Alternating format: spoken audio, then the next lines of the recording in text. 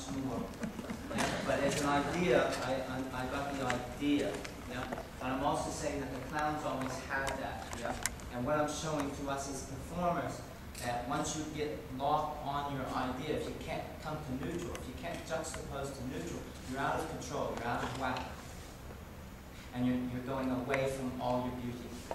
Whereas we're programmed over the last 30, 40 years to go, oh, when you improvise, you just keep going and whatever. I'm going, no, you don't. I was a professional improviser. No, you don't. You've got control. So is neutral the place of stillness, the character zero? Yes. So there's frantic action, then it's just come back and then receive in that place. Yep. And this is in a number of my exercises, also the clown exercises. So you have this place, and the first one is the whisper, that you do whatever you do, and then you come back to neutral.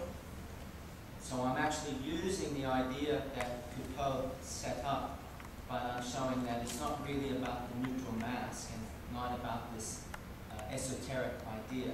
It's actually a practical thing, and I'm showing there's a way to use it, that the neutrality is in your body, and that by stopping yourself from your creativity in the midst of it, you'll get more out, more creativity. Okay? Make sense? So that's what we're watching in this exercise, and we're actually able to sit back and witness it working. And we're able to see the person go into neutral space, and then just trust their body again, that they'll come up with something. So we're watching, we're witnessing the creative potential in us by watching the other people. Okay? It's good. When you walk, you have to move your arms right away. So today,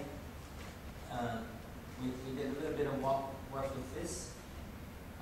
So it's actually natural, except I'm capitalizing on it creatively. So the first step should also be a movement of the arms. And I just showed it. It doesn't have to be more, but I'm just using exactly what I talked about today, the weight of the arms, weight of the elbows. And so I don't have to do a lot, but it becomes part of the whole picture right away. So you want to practice that. Okay? So that's the end of the articulation and space exercises. Right? So the timing exercise, articulation time, starts with this. Okay? So again, I start, I go 1, 2, 3. My partner starts, I receive 1, 2, 3. Then I start. And start means I'm the one up. So that came up yesterday. So that it's not about it being funny. It's about actually knowing who starts, who receives, and then what happens. Okay? So with your partner, you can go 1, 2, 3, 1, 2, 3, 1, 2, 3, 1, 2, 3. Yeah? And then you do the improvisation. And the improvisation is I start 1, 2, 3. I receive 1, 2, and then I hit. Either side, punch, kick, whatever. Okay? So it's 1. If I start on the improvisation, that means I'm the one that's going to hit. So you want to know when you're doing the improvisation, whatever's going on, and if you're like that, you know you're going to get hit. If you're going like that to start, then you know you're the one that's going to hit. Okay? So grab a partner, come out in space, shake.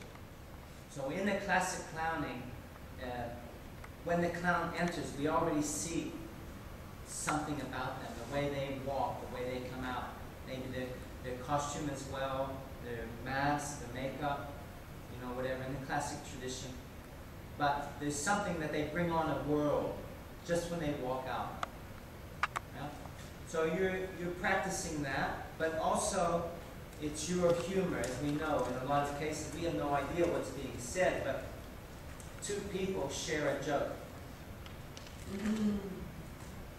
Okay? But this person is free to interpret it. That's another kind of clowning, that they interpret it. So in a way, that's a bit of a surprise for the person who told them the thing. They get to see this person clowning. You understand? This is what's hidden inside this. And also we have this thing that you're neutral. So the clown can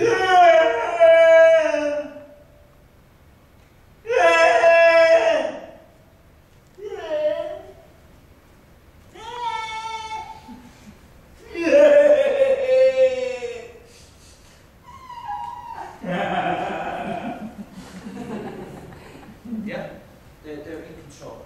They're painting. They're painting. Yeah, so that's what we're seeing. So all those times I stop, there's a neutral inside me, and then I choose to just do it that way, and I choose to do it that way, even though that's an improvisation. So that's what you're practicing, this level of control, controlled spontaneity.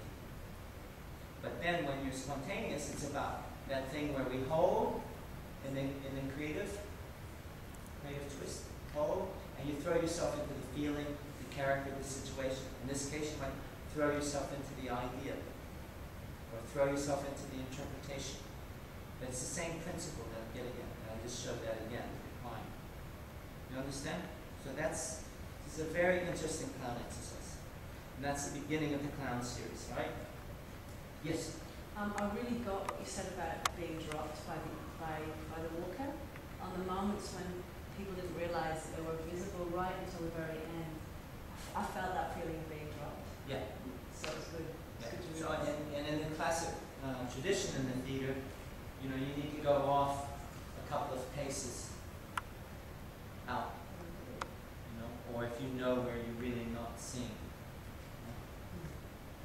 Sometimes in the theater, occasionally, I love to sit in the side so I can look at in the wings.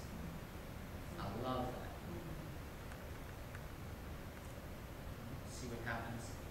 See how an actor drops it or enters. Sometimes sit up front there. And in the formal companies, of course, they have the curtains set up so you can't really see it. But some situations you can see it.